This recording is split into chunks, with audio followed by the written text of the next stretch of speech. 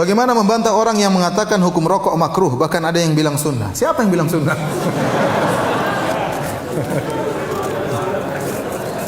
Ada konon, ada yang bilang, ada sebagian ustadz atau sebagian kiai mengajar pengajian, dia bilang rokok ini wajib bagi saya.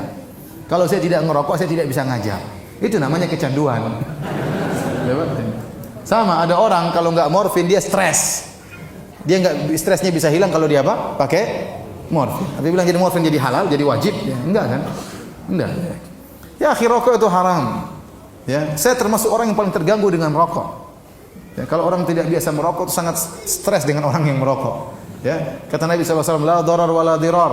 Tidak boleh memberi kemudaratan kepada diri sendiri dan tidak boleh juga memberi kemudaratan kepada orang lain. Ad-dararu yuzal. Ya, dalam kaidah namanya kemudaratan harus dihilangkan. Dan orang yang merokok dia memberi kemudaratan kepada dirinya dan beri kemudaratan kepada orang lain. Ya, misalnya di hotel terganggu, ada orang merokok di samping kamar kita, luar biasa, asapnya masuk ke subhanallah, asap rokok itu bisa masuk ke sela-sela ya. Rokok sebelah masuk ke kamar kita. Ini kemarin saya di Mekah seperti itu.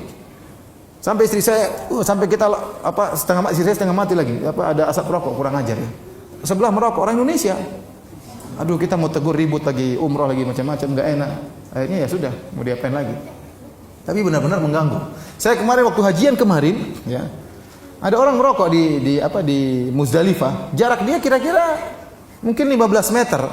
Dia merokok, asapnya sampai ke hidung saya. Saya nggak tahu itu kok asapnya luar biasa. Saya bilang, ya akhi taqillah, ente lagi pakai ihram. Berhenti ente. Enggak, akhirnya dia matikannya. Mengganggu, ya. Belum lagi kalau sholat kemudian mulutnya bau rokok. Waladhdallin, amin, pedenya amin. Setengah meter sebelah kanan, setengah meter sebelah kiri. Ganggu orang ya. Yang paling menderita istrinya, kasihan. Ente kalau merokok yakinlah haram. Jangan ente bilang sunnah. Kalau ente yakin itu haram, satu saat ente bisa meninggalkan. Berdoa kepada Allah supaya bisa meninggalkan. Tapi kalau itu sunnah. Gimana mau ditinggalkan sunnah? Dapat pahala merokok.